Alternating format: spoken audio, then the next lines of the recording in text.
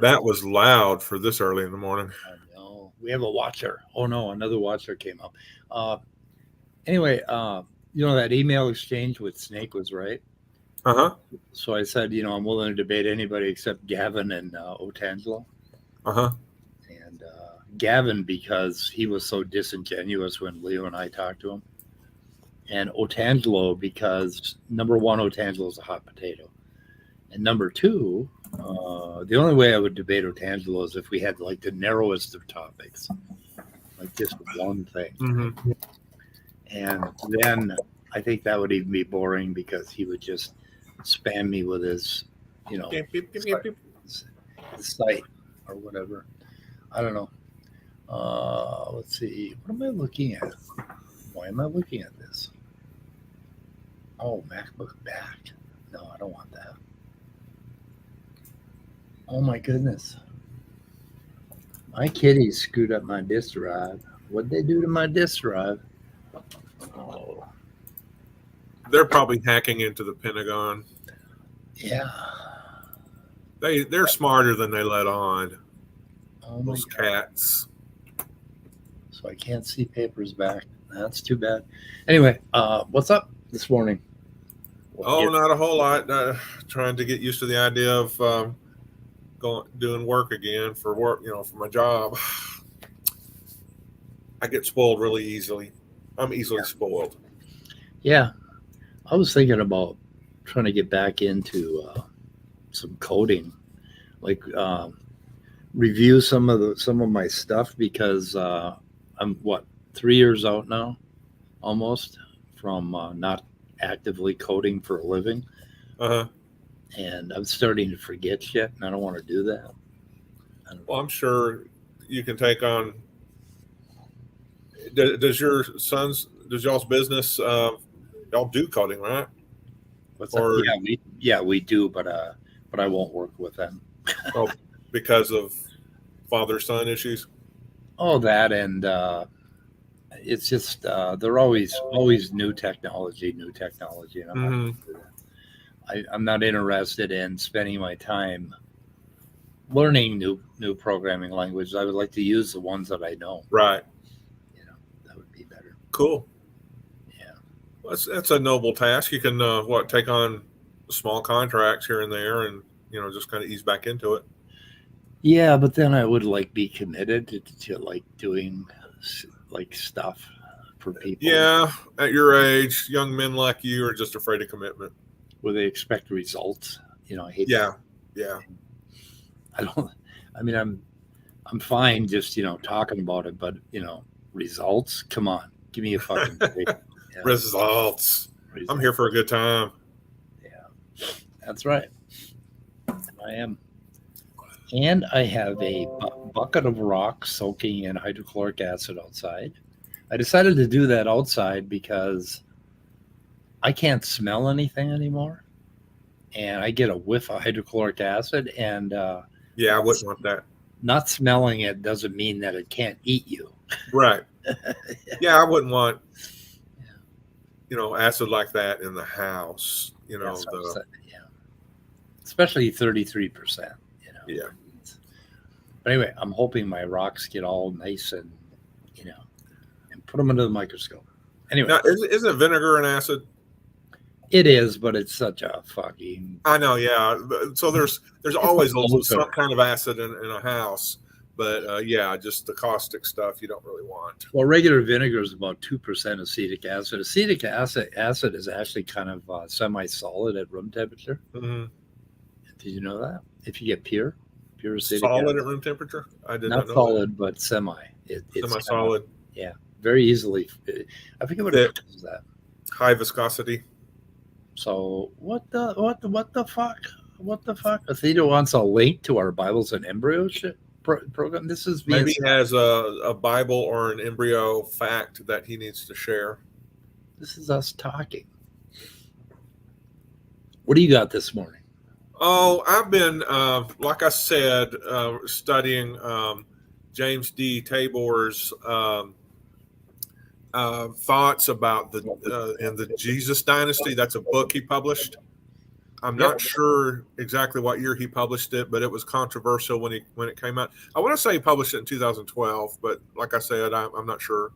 But it raises some very interesting points. It points to some various digs from the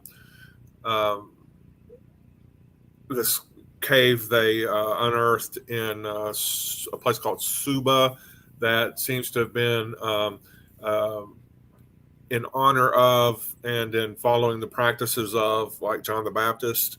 And then that there was a tomb they found with a bunch of ossuaries in it, or that had that corpse that I've been talking about that died from leprosy and was wrapped in an actual shroud that was used.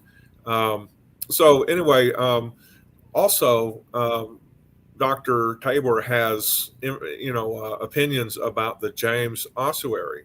There was an ossuary found, I think it was around the 2000s, that had an inscription on it, and I have that. It said it had etched into it, James, son of Joseph, brother of Jesus. And of course, that was a real popular point of excitement at the time, because that was archaeological evidence, possibly of Jesus of Nazareth, because Jesus had a brother. Probably most people are comfortable thinking of him as a half brother named James, who was also one of the disciples and had been a very strong leader in the early church after Jesus died. And so that caused a great bit of hubbub and excitement. There were accusations that I guess it was the brother of Jesus part, had been forged and then painted over with chemicals or whatever to make it have this patina, that a fake patina, which was supposed to copy the kind of patina you get when the edges of an inscription age over several it's centuries. basically it's the stuff that I'm taking off my rocks with Yeah. So. The material that just forms around something due to exposure to oxygen and contaminants and things like that. So there was that trial, and apparently in 2012 also the guy that they had accused of forging was let off the hook. So anyway, and one of the arguments though is that the name James, the name Joseph, and the name Jesus were so common that it's no big deal. It's not necessarily Jesus of Nazareth. It's most likely just some other triad. I guess we'll say triad of J words. So Camille Fuchs, that's why he did that statistical analysis of names in ancient Israel. Yeah, I think what Fuchs did was take another publication that had listed basically all the different names that were in use in that area over like a century or whatever around that time, and then did a statistical analysis of not just the occurrence of James and the occurrence of Joseph and the occurrence of Jesus, but the combination of all three. And I'm going to go ahead and share share my screen here, and I tried to find the article referenced here, but I've been having a little difficulty. But is that big enough? Can we make it bigger? No, that's yeah, for me. It made it big for me, but not for you. oh, where are we? Yeah, we can make it big. Well, Yeah. yeah. But anyway, the author's name is Camille I'm going to say Fuchs. It It's could be Fuchs. Fuchs, who at this time in 2004, or he may still be, the Department of Statistics, Tel Aviv University. Could be Fox. Could be. But he wrote for the Polish Journal of Biblical Research. And what he did was did all that comparison of birth and death rates, fertility rates, and he came to the conclusion that for a family to have that combination of names on it, there was only like a 1.71% chance that there would be more than one family. Or I think another way that somebody put it was that 1.76 groupings, or 1.76 was the number of people that are families that would have that combination of names. Yeah, so what he was implying, though. Say what? 1% is kind of high, actually. Is it it? could happen, right? I don't know. I don't know. 1%, and of course it matters distribution, because this was around Jerusalem, so that they might have had two, but still like two families that had relatives with this grouping of names. It could have been the actual James of the New Testament, James, the brother of Jesus. So the thing about statistics is, there's damn lies in statistics. Yeah. So I don't know. I would be kind of happy if it were true and they actually found that particular Jesus, right? Well, we're talking about James here, but then James related to the actual Jesus of Nazareth.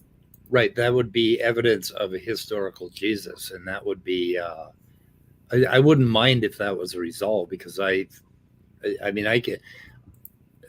90% believe that there was a historical Jesus, that there was actually some dude who ended up creating all this hullabaloo, Oh yeah. And Tabor is interesting in that he is more of a maximalist in terms of allowing for more content in the Gospels to be historical than a lot of conservative evangelicals. Yeah. So at any rate, did I not? I need to stop sharing, don't I? There we go. But what is the status of the forgery problem with that? The guy was let off the hook, or he was declared not guilty, or whatever. Also, they believe that it's not a forgery. Yeah. Some people believed the patina was fake around the brother of Jesus, and others believed that it's legitimate. So, was there a date on that ossuary? Date of death? I don't think there was a date of death, but if it's an ossuary, it's going to be dated most likely from 25 BCE to about 70 AD. Yeah, because I was hoping it had an exact date when he died. That would have been useful. There may be a date to it, but I don't recall it. Into that at that. I'm an old guy, so I'll be on the lookout for a more exact date. But we definitely know it's first century. We kind of have a really good guess when James died, because he was murdered, and at least according to the Book of Acts. Now, the Book of Acts isn't the best historical source to begin with, so I don't know. Doctor. See, I've been reading so much Dr. Tabor, it's hard to speak critically of it. So I need to read some other points of view about it. Which once I get the content of the Jesus dynasty under my belt and digest it, I'll be going to look for some naysayers or hopefully critical naysayers with facts to back up Yeah. their point of view. I used to have a world history encyclopedia that had, it was like a 3-volume set, and it had nothing but the dates, the significant dates that we know something about, every single one of them in chronological order for each different, for each different civilization.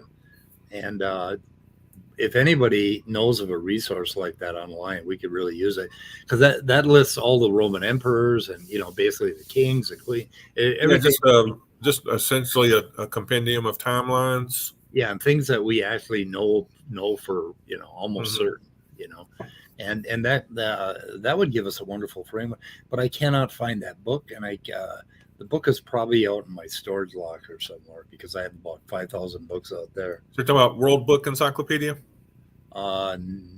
No, it was a world history encyclopedia. World History Encyclopedia. Chronological World History Encyclopedia, and I stole it from the library when I was 16. And did I say you that? Little thief. Did I say that out loud? Anyway. There's no statute of limitations on library theft. Oh no. Yeah, the black library Apache helicopters are going to come after you. I hear sirens. So, anyway, yeah. But that would be interesting. So, but I'm sure somebody's done an online version of that. Oh yeah. Well, yeah, the Useful Charts, you can get a lot of good timelines on history and stuff. Useful Charts is a YouTube channel. Yeah, the book might be up in that Hornet garage too, because I got about 500 volumes up there. I hope the Hornets haven't nested in it. Threatening to collapse my garage. We've got one of those peaky garages with steps that go up into it, and you can store all kinds of stuff up there. Because won't they the Hornets chew on the pages and then shit them out for the nest? Oh yeah, those paper wasps do. Yeah. I better go check, because I want to go find my rock tumbler, or my son's rock tumbler, and all of his gems and stuff for my microscopy challenge. What do we have? Oh yeah, you see that guy? Was that like a that is a. You ever see those little red velvety mites? They're the size of a grain of rice, or they're smaller than rice. Mm-hmm. This is one. So I was right that it is a mite. Yeah, it's a mite. Yeah. Wow. Got 8 legs. That's the bottom of them.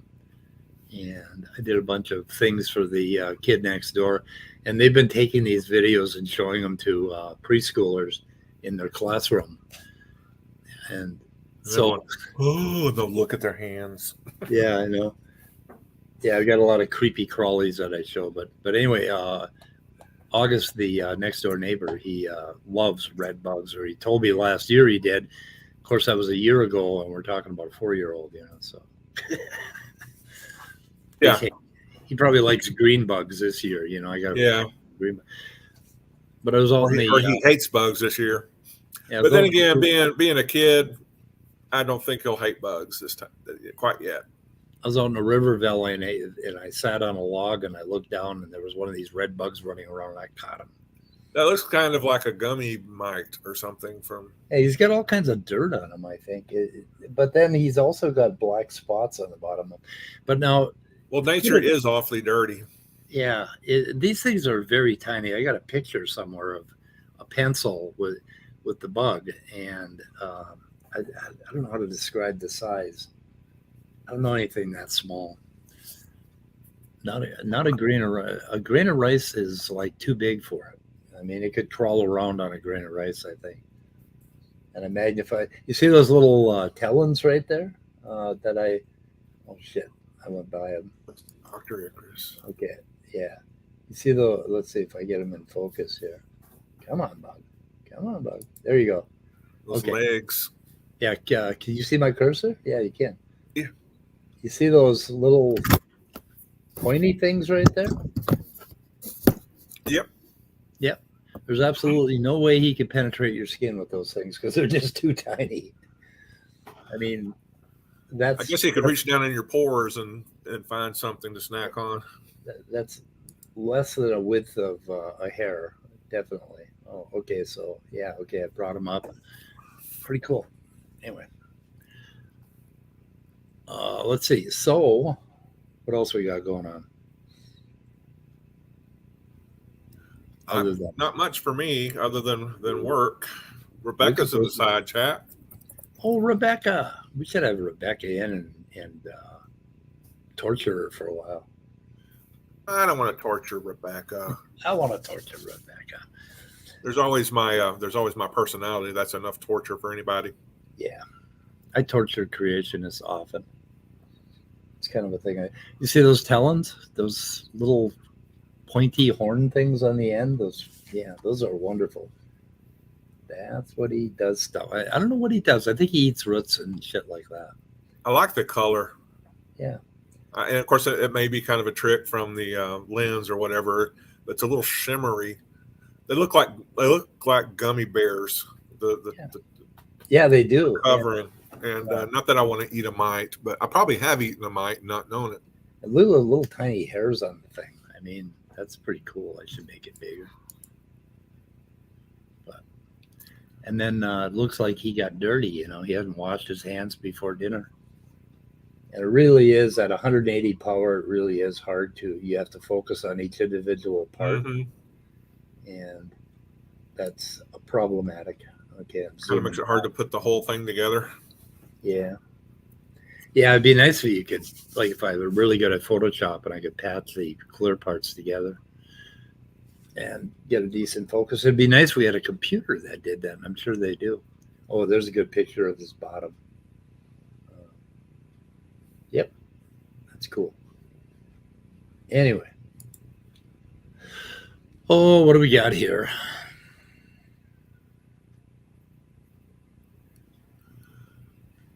Looks like a chart. Yep, it's a chart. About RNA and DNA. It's actually about transposons in general. Transposons. People cells in disguise. I don't know. Yeah. Okay, so basically, there were a whole lot of different viruses that ended up embedding themselves in our genome. And right now, today, Scott, you probably have about, 1,000 viruses that are like fucking with different cells in your body and embedding themselves in your genome. Kind of makes me feel dirty. Yeah, it does. And a lot of them, now the trick for a virus, in order for a virus to survive, well, in order for an endogenous virus to survive, or one that basically gets inside of you to survive, it has to be very careful not to fuck you. So, I mean, it has to keep you alive because yeah. And also they have to get into the germline, but in our bodies throughout our lives, a lot of us are going to get cancer because of a jumping gene. Mm-hmm. But anyway, the point is that there are many different varieties. Now, these are just ERVs. This is one. Well, let me go back to that. That's kind of a spectrum of ERVs. Oh, you can see my cursor? Excellent. Yes, a little plus sign. Okay. So anyway, class 1 retrotransposons are copy paste, and class 2 are cut and paste. So they're copy paste, cut paste. Not always. They use DNA. Okay, these things basically take a chunk of DNA and slam it into your DNA. And these guys, they require transcription. So you have to go to the RNA stage, and then they transcribe the RNA back into DNA. So that's class 1. So class 2 are mites and TC1s and Mariner and what is the other one? Hobo. There's a bunch of them, but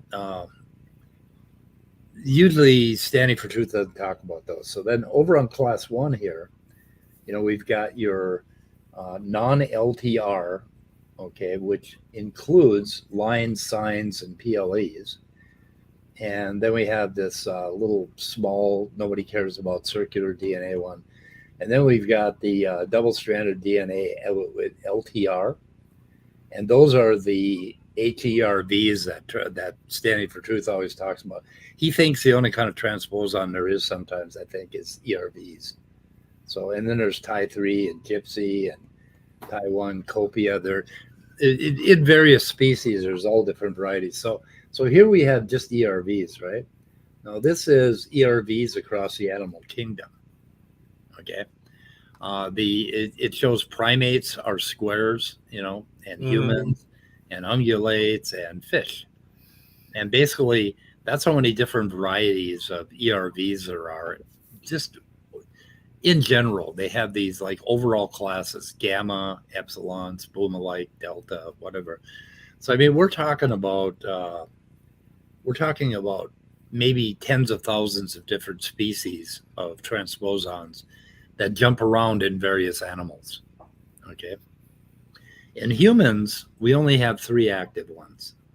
And there's a line, there's a sign, ALU, and I forget what the other one was. The other one is SVA. I'm not sure where SVA is. But anyway, each of these things have their own characteristics. And a lot of them will just jump anywhere. They don't give a fuck where they jump. But those guys end up screwing themselves way too often. So there are less of them, right?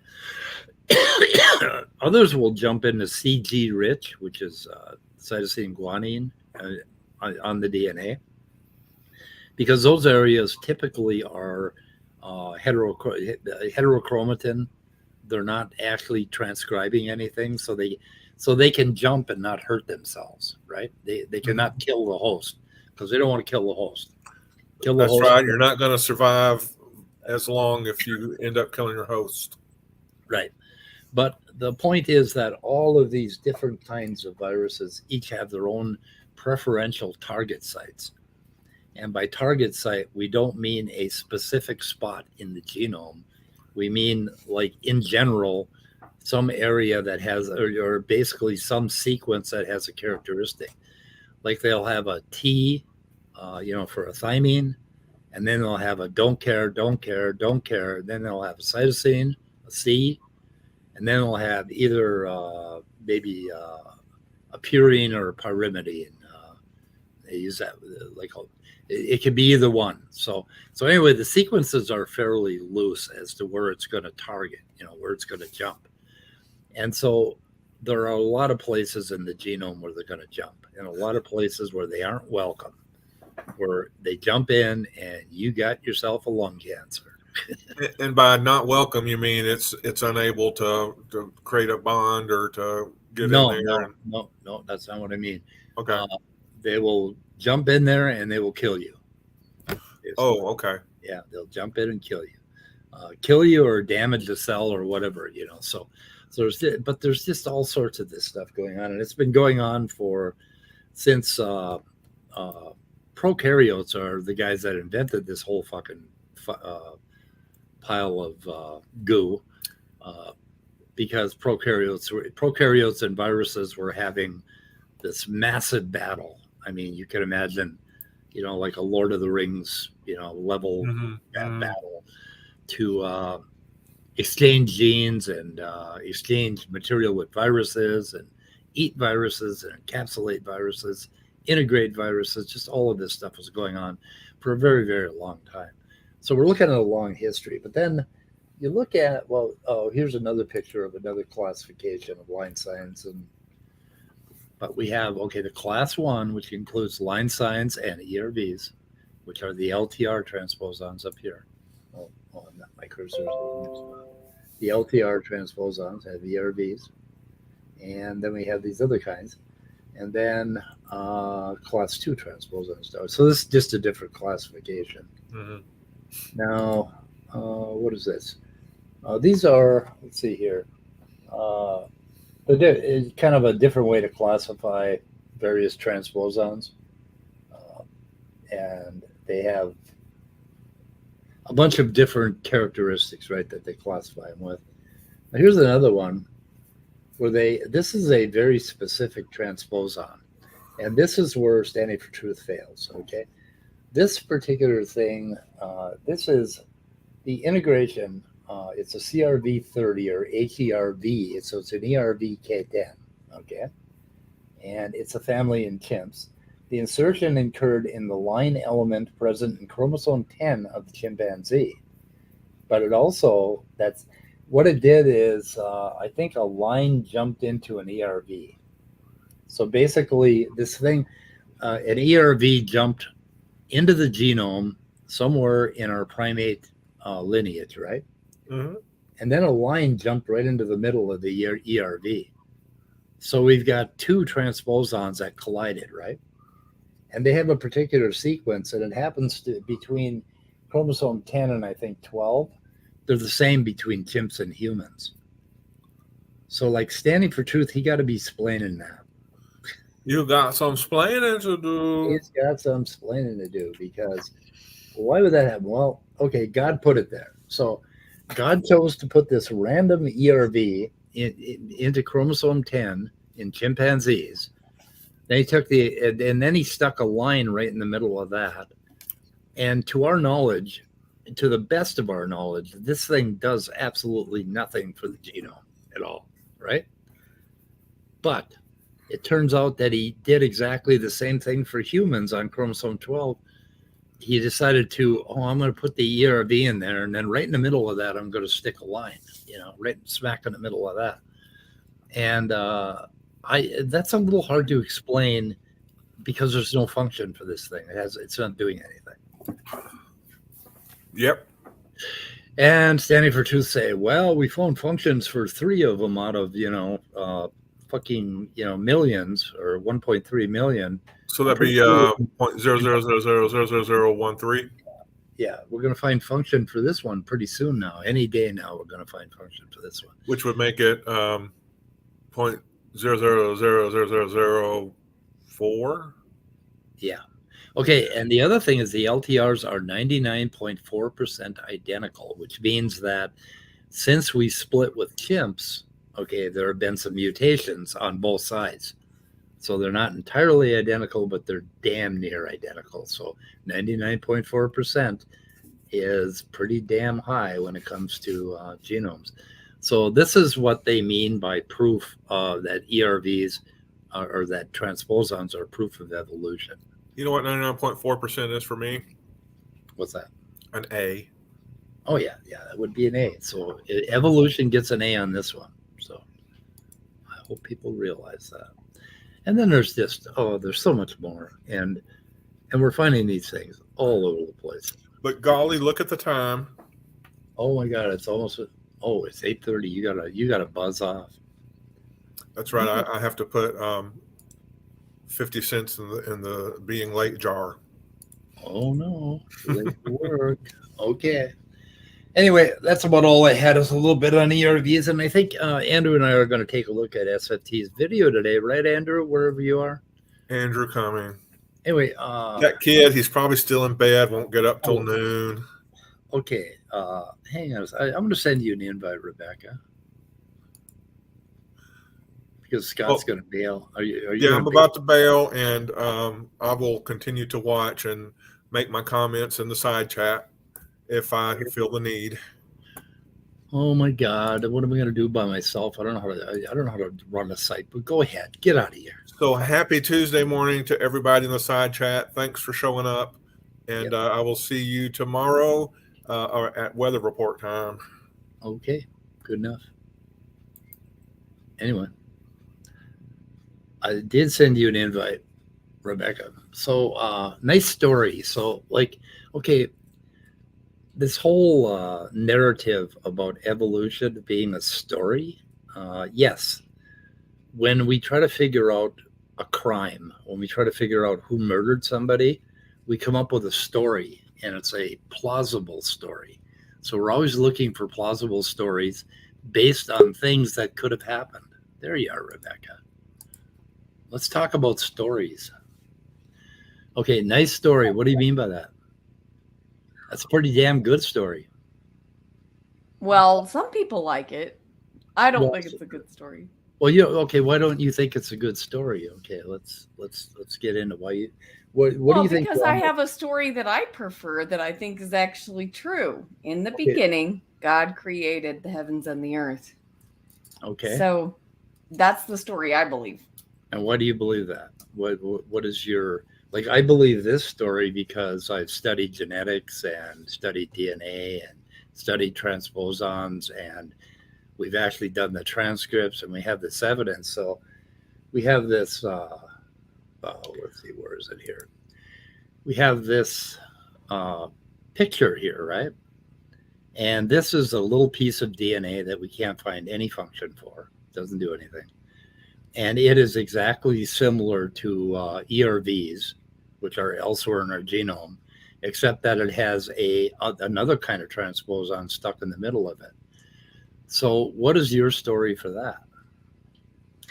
Well, I mean, you said we haven't been able to find any function for it, but that doesn't mean that it doesn't have one. And it also doesn't mean that, it may have had a function at one time, and function is, the corruption that has come to humanity causes it not to function now.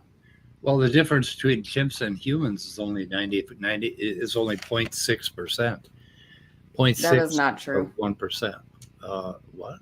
Not true. Why is that not true? Well, because the entire genome was not compared. They left out the parts that. Okay. Yeah, I mean, the entire. If you look at it, it's actually more like 80%. Okay. Now that was true in 2004, maybe in 2006, but that's not true anymore.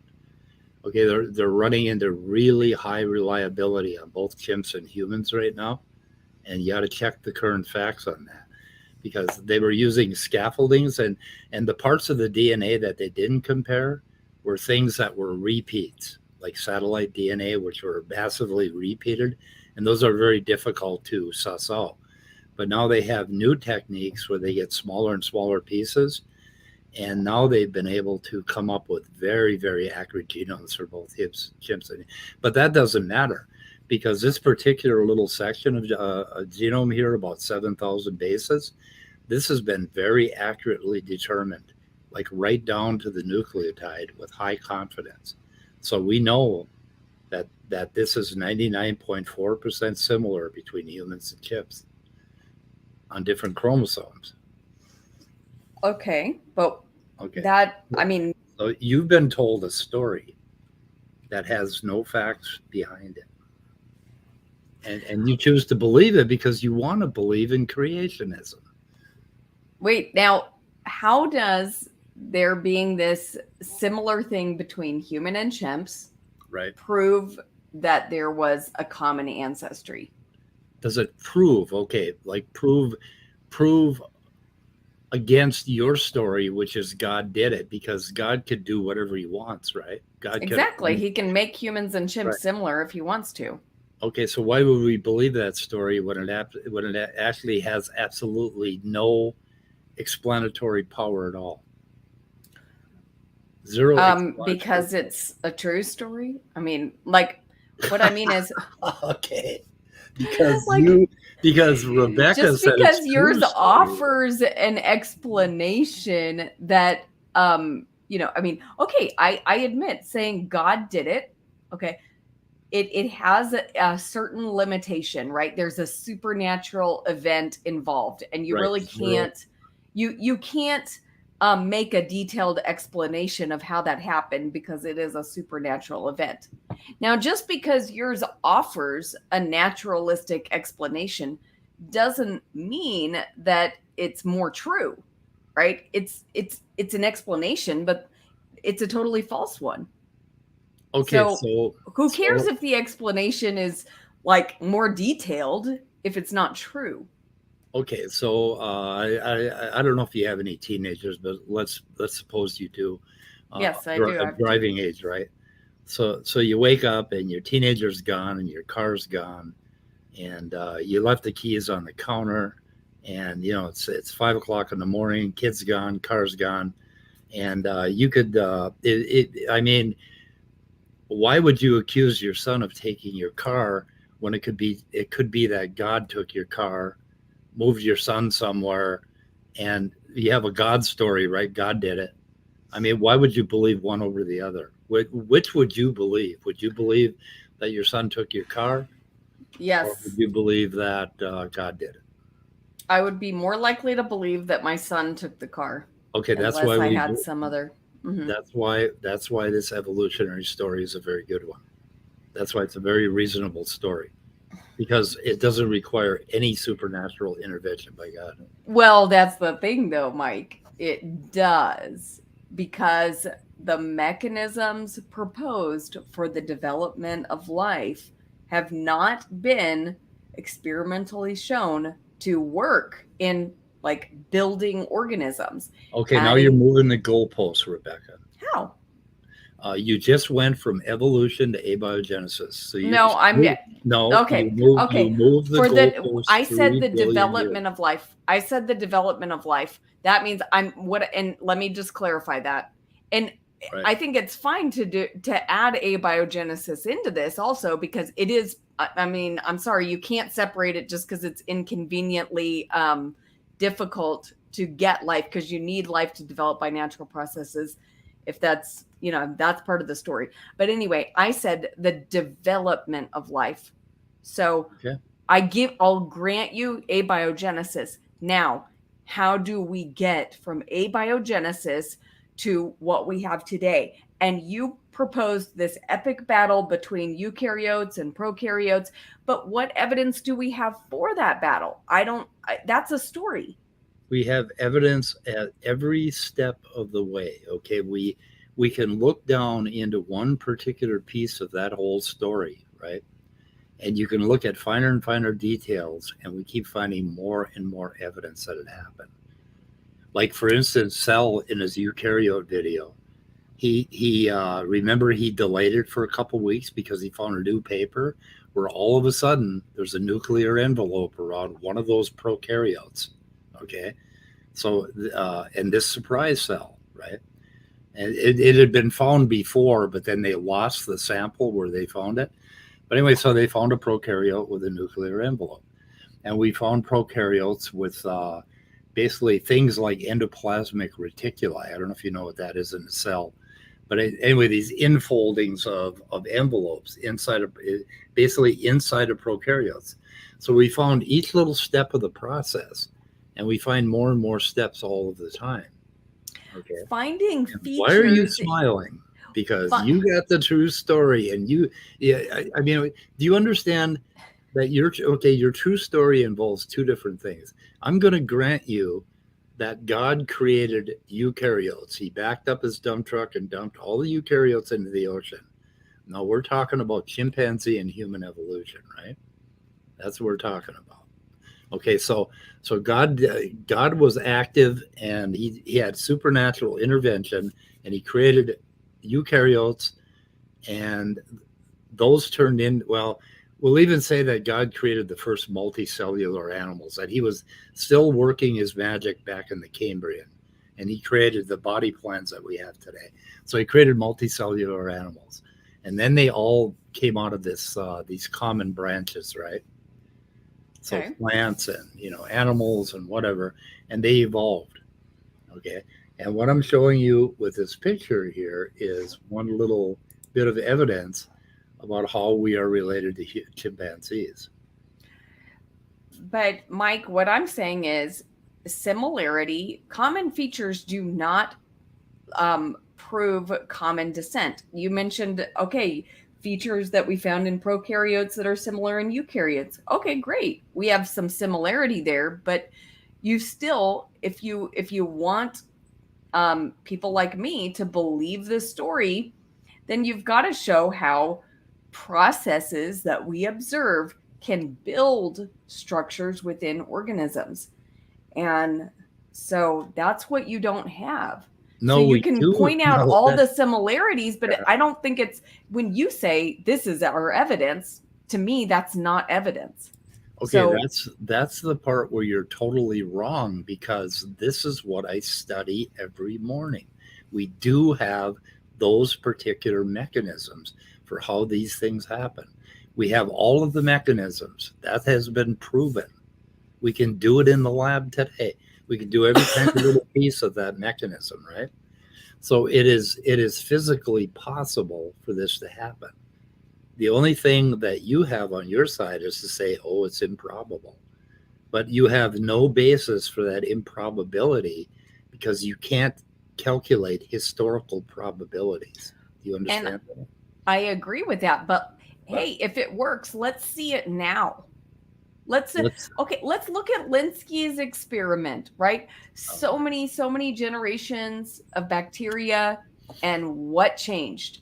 Like, was he able to build something in that bacteria? No. That's not what Linsky is trying to do. Okay.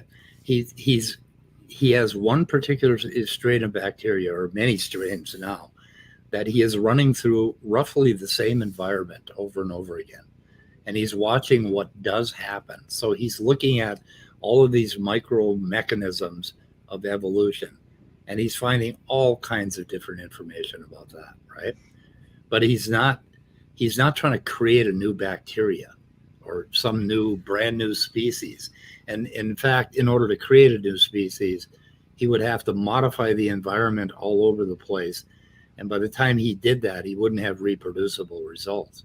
So Linsky's experiments are completely misunderstood by the creationist community. Well, then can you cite an experiment that does build a new organism? What a new organism? Okay. So to build a new organism, okay, would take in a laboratory something like I'm guessing 200,000 years. Okay, and why would we do that? Do we usually call something scientific fact when we cannot reproduce it and observe it? You just made the statement that we can't look back at historical probabilities, and yet you want to appeal to something that happened in history that exactly right. We cannot reproduce it, and you want to call that scientific fact. Well, that doesn't satisfy me. You're telling a story about history that we cannot reproduce or have observations for in the present. If it, so, and Linsky's experiment would it potentially be able to show, because the life cycle of bacteria is so short. So we should be able to, in the, I don't know how many generations now it's been, but in those generations, we, have not observed any significant, very few changes, right, to the bacteria. And the changes that are present are things that the bacteria already had a latent capability for. Like, it's not, a new structure. It's not, no organism developing into a different type of organism. So that's what you need if you want to call your story scientific. Okay. So the story itself, okay, like how a particular thing happened, okay, that we don't know exactly. But we know, okay, we can look at one particular part of that story, and that's what Linsky's doing. He's looking at one very tiny microscopic piece of the story, right? And he's showing that can happen, this can happen, that can happen. So there's nothing that we have in evolution that can't happen. No one has proven that evolution can't happen. No one has. Okay. So, but you don't need to prove that it can't happen. You need to prove that it does happen. Okay. Proving that it does happen would be a logical conclusion for those of us that don't believe that God zapped the earth into existence 6,000 years ago with all and then somehow the floods created all the geological formations we have. So, I mean, it's like, okay, you've got your belief in creation, which you're clinging to, this little nugget that you have, which you will not give up in spite of all the evidence that isn't what happened. Mike, but see what you just admitted? You said look, the evolution is the logical conclusion when you don't believe that God did it. Right. Thank you. Exactly. This is why so many people believe evolution, because they don't want to believe that God did it. So they desperately need a different explanation. And so you're ready to believe it automatically. You're ready to jump on it and believe it because it's for you a more satisfying explanation than God did it. Not because of the evidence, but because that's what you want to believe. I would not believe in evolution in spite of not believing in God if I didn't look at the details and see that it is perfectly plausible. Okay.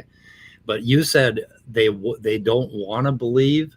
Okay. That's wanna has nothing to do with it. We simply don't believe in your incredible story. Right. But I will grant you that God did it up to a certain point. Okay. But I won't grant you that the earth is 6,000 years old. And I won't grant you that God didn't create humans from primates. Okay. And that's perfectly compatible with your biblical story. Yeah. And there's a lot of people in the chat saying that, hey, Rebecca, there's Christians who believe in evolution. And I'm, yeah, I know there are many Christians who believe in evolution. And I'm thankful that they believe in Jesus. I'm really, I don't care if Christians believe in evolution. I'm happy if they are able to believe in evolution and believe that God created. Good for them. I don't, but and I think that evolution is causing people to it's leading people astray from God in many cases. Now creationism also is, because many people are so deeply indoctrinated into evolution that people like me and other younger creationists are turning them off, right? So it's kind of we're in a very weird situation. Yeah, you guys are doing no favor to Christianity at all, basically, because you have such an implausible story. Like one of the things that you started out mentioning early is, we only have 80% of the genomes of chimps and humans, covered, because you heard that from some creationist site and you haven't updated your facts. Well, Mike, go look. It's not just creationist sites. In fact, let me find a video. It'll take me a minute, but there's a video totally done by secular people that admits that it is only like 80% of the genome, and it's recent. It's not old. So let me find that. Actually, I think if I go to my own channel, I can find a clip. I mean, I can find the link to it. So now you won't be able to show this because it will give you a copyright strike. Oh, really? Like, I mean, you won't. You can look at the link later, but if you because I tried to put part of a clip of this. Is it from AIG or something like that? No, it's not from a creationist site. It's from let me see. Tell you in a sec. Private chat. Let's see. Sorry for the delay. Uh-oh. Video not available anymore. What? Oh my gosh. Did they really take it down? What? That is really weird. Can you tell me what YouTube channel it was on? Hold on. Oh, it's from Minute Earth or Minute Earth. Minute Earth. Okay, wait. Now it is showing it. Hold on. What are we really 99% chimp? Okay, here's the video link. For some reason it was saying it wasn't there, but I'm putting in the private chat. Okay, got it.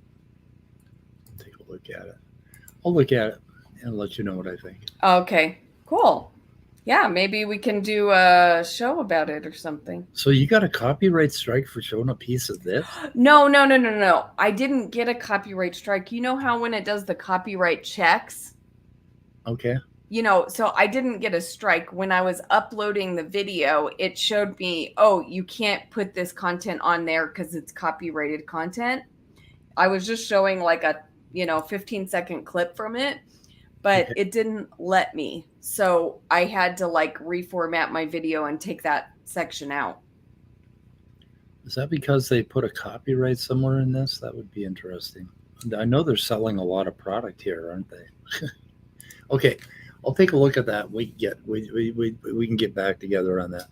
But Okay. it's interesting that you think that evolution is harming. Okay, so you think that real science and real science facts are harming Christianity? No, because see, you're pulling a trick on me.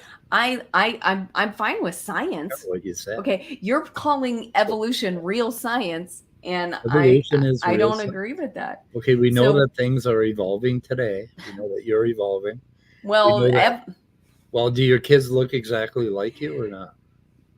Mike, now, okay, let's define our terms, because you're using when I say evolution, I mean amoeba to antelope evolution. If you mean evolution just means change, okay, then I believe in evolution. If you just mean change, like changes within organisms, then I believe in evolution. Okay, But if you mean amoeba to antelope, I don't believe in that. So Okay, maybe we need to have a couple different terms. so you believe in common ancestor for gorillas and chimpanzees? Well, I don't know necessarily, but I mean, those could be two different groups. I'm not Well, an expert in that. Do you have a problem with that? Do you think that that could be supported? Basically, chimpanzees and gorillas. Well, like Well, I said, excuse to me, those are probably two different Kinds? kinds of animals. Yeah. Okay. Yeah. Well, most creationists don't share that opinion. Okay. Well, look, like I said, I'm not an expert in that, so I wouldn't know which ones are the same kind. You don't believe that wolves could be changed into chihuahuas, or do you? Do you believe that we go from wolf to chihuahua? That, look, I'm not sure about, because I mean, I don't know what is within the genetic capability of a wolf right now. I haven't studied the genetics of wolves. I don't know if it's like I don't know if we could reproduce a chihuahua now from that. A chihuahua probably, I mean, we were able to get that because of like some particular features and particular mutations and things like that. I don't know if we could reproduce that. Okay, so you don't even believe in dog breeding anymore. So No, I do believe in dog breeding, but you're asking a specific question. You're saying, can a wolf become a chihuahua? And I'm saying, I don't know if we could reproduce that. Well, do you think so you're asking me to make these huge conclusions on something I've never studied. So Right. I'm not like. So you, God, I'm trying to figure out what the hell you do believe. If you believe in anything about like dog breeds, right? Do you believe that we Of can course. create dog breeds? Okay. So Yeah. that's how they were created, from basically a canine wolf kind, right? Yeah, but you're taking, okay, so you take a poodle and a golden retriever, you made them, and then you got a golden doodle. That is just genetic variation, right? That has been, utilized. Like we knew these were genetically different creatures, but capable of interbreeding. And so we created a new species from what was already present. That's not building a new organism. And that's what you need for evolution. You need to build an organism, and many of them. That isn't what dog breeders do. They don't take a German Shepherd and a poodle and breed them. They take golden retriever. Or golden retriever. They'll take a golden retriever and they'll breed it with another golden retriever, right? And then they will select out pups with a particular characteristic, and then they'll breed those, and then they'll try to select for that characteristic again. Say you want a golden retriever with ears that go down to the ground, right? Like Yeah. Like poodle. You'll keep breeding golden retrievers with longer and longer ears. So you keep picking those up. And that's evolution. But are you familiar with golden doodles? I don't know what a golden. Well, yeah. Okay, yeah. Look, you it's can a you just can make fun craft fact. food. Just fun fact, it's the most like popular dog in America right now. Everybody wants a golden doodle. Look it up. It's a poodle golden retriever mix. And My Saint Bernards will eat all your dogs, all your little whatever the hell you like. You only need one kind of dog, and it's a Saint Bernard. I'm sorry, I don't. well, believe in people golden love the doodles. golden doodles because they don't shed. I don't believe in them because they're not true. It's just a story. It's just a story, Rebecca. Anyway, we got to end. All right. Thanks for having me on, Mike. Yep. Fun. We'll see you later. We're going to end a broadcast. I got to have an outgoing thing. I have to do my outgoing. And goodbye, Crew World.